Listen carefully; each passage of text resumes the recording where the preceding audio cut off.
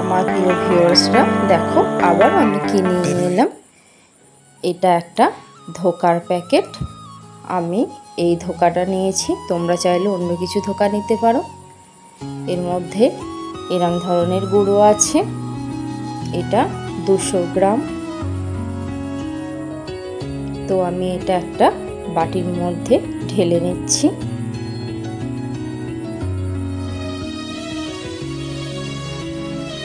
অন্যদিকে দেখো আমি একটু গরম জল বসিয়ে দিয়েছি, কারণ এটা গরম জল দিয়ে মাখতে হবে, ঠান্ডা জল ব্যবহার করা যাবে না। জল আমার গরম হয়ে গেছে। এরপরের মধ্যে আমি লবণ অ্যাড করলাম।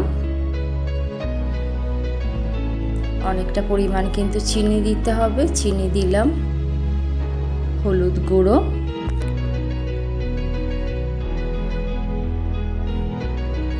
একটু কালো জিরে,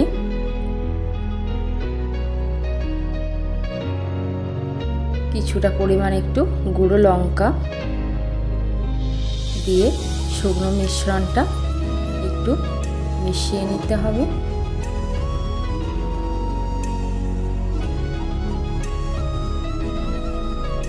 নেওয়ার পর আমি ওই গরম জলটা অল্প অল্প অ্যাড করব।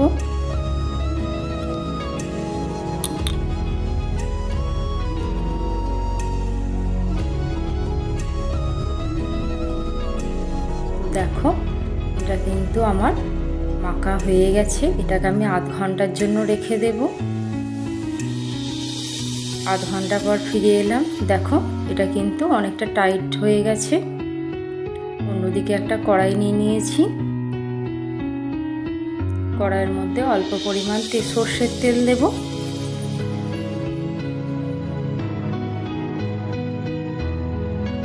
সর্ষের তেল দেওয়ার পর ওই মিশ্রণটার মধ্যে আমি দিয়ে দেব।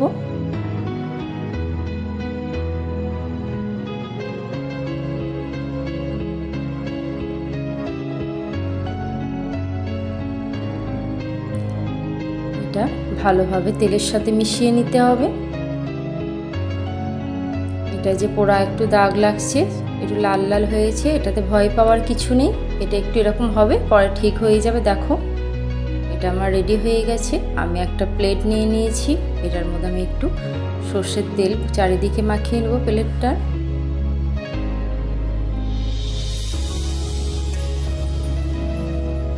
মাখিয়ে নেওয়ার পর মিশ্রণটার মধ্যে দিয়ে দেব। দিয়ে হাতে করে ভালোভাবে এটাকে একটা শেপের আকার দেব।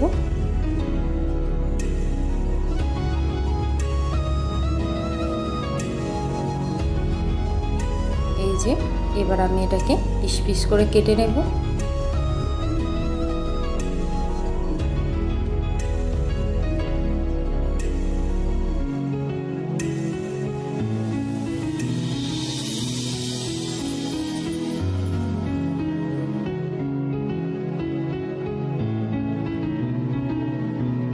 আমি এটা চৌকো চৌকো করে কেটে নেব। তোমরা চাইলে যেমন খুশি শেপ দিতে পারো।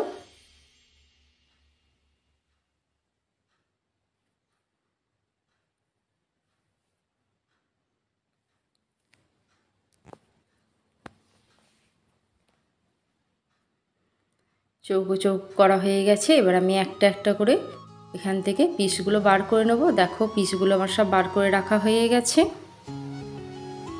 দেখেই বুঝতে পারছো পিসগুলো কত সুন্দর হয়েছে। আবার কড়াইয়ের মধ্যে কিছুটা পরিমাণ আমি সর্ষের তেল দিয়ে দিলাম। দেওয়ার পর এবার আমি একে একে ওগুলো সব ভেজে নেব। তেল আমার গরম হয়ে গেছে। একটু লাল লাল করে ভাজা ভাজা করে নিতে হবে।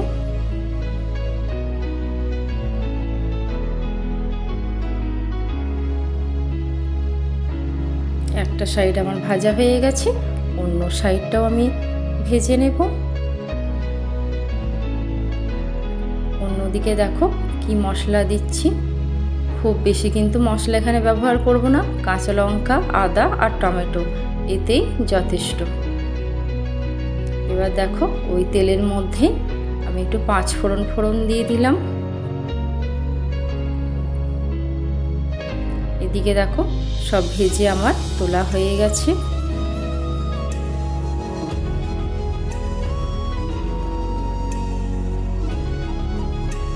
আমার এদিকে পেস্টও রেডি হয়ে গেছে।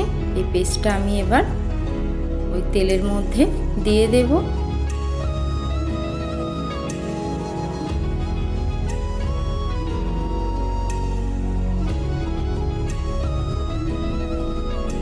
পেস্টটা একটু ভালো করে মিশিয়ে নিতে হবে। ওর মধ্যে আমি কিছুটা পরিমাণ লবণ, হলুদ গুঁড়ো, কিছুটা লঙ্কার গুঁড়ো, স্বাদ মতো চিনি দিয়ে ভালো করে নাড়াচাড়া করে নেব।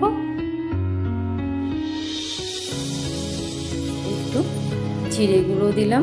জিরে গুঁড়ো কিন্তু আমি নিজেই বাড়িতে করি। তো অনেকটা তেল কিন্তু ছেড়ে গেছে। এবার আমি জল অ্যাড করব। জল অ্যাড করা আমার হয়ে গেছে। কিছুক্ষণের জন্য এটা আমি ফুটতে দেব।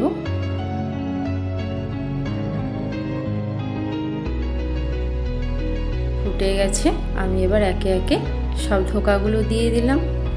দিয়ে আবারও কিছুক্ষণ একটু ঢাকা দিয়ে রেখে দেব। খুব বেশিক্ষণ কিন্তু আমি এটা ফুটতে দেব না। এর মধ্যে আমি গরম মশলা অ্যাড করলাম। তো রেডি হয়ে গেছে আমার অল্প মশলায় নিরামিষ ধোকা। তোমরা অবশ্যই বাড়িতে ট্রাই করো। ট্রাই করে দেখো যেটা কেমন লাগে। নিরামিষের দিনে এরম ধরনের ধোকা থাকলে কিছুই আর চাই না। এটা খেতে খুব ভালো হয়, খুব সুন্দর একটা স্বাদ হয়।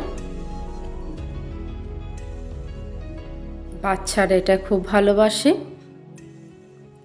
রাধে রাধে।